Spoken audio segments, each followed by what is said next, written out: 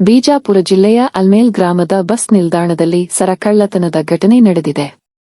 ಒಬ್ಬ ಮಹಿಳೆ ಬಸ್ಗೆ ಏರುತ್ತಿದ್ದಾಗ ಅದೇ ಸಮಯದಲ್ಲಿ ಇಬ್ಬರು ಮುಖಕ್ಕೆ ಮಾಸ್ಕ್ ಹಾಕಿಕೊಂಡ ಕಳ್ಳರು ಅಲ್ಲಿಗೆ ಬಂದರು.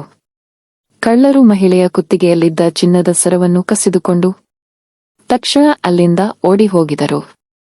ಜನರು ನೋಡುತ್ತಲೇ ಉಳಿದರು.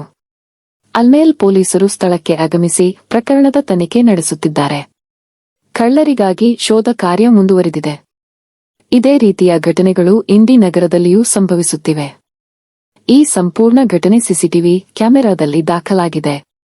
ದೃಶ್ಯಗಳಲ್ಲಿ ಕಳ್ಳರು ಹೇಗೆ ಕೃತ್ಯ ಎಸಗಿದ್ದಾರೆ ಎಂಬುದು ಸ್ಪಷ್ಟವಾಗಿ ಕಾಣುತ್ತದೆ. ಪೊಲೀಸರು ಸ್ಥಳಕ್ಕೆ ಬಂದು ಪ್ರಕರಣದ ತನಿಖೆ ಮುಂದುವರೆಸುತ್ತಿದ್ದಾರೆ.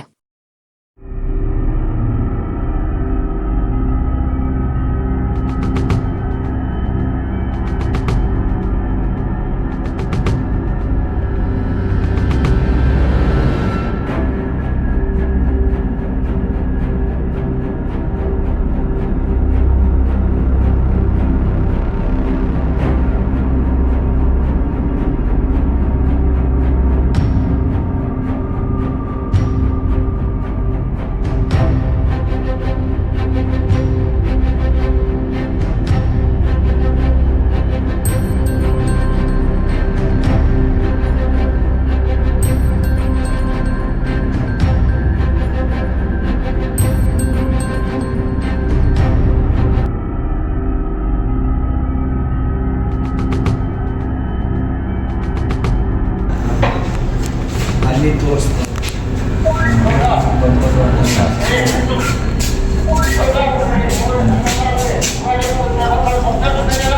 ನಿಮ್ಮ ಮೊಬೈಲ್ ಏನೋ ಸರಿ ತೋರಿ. ಹೌದು ರೀ.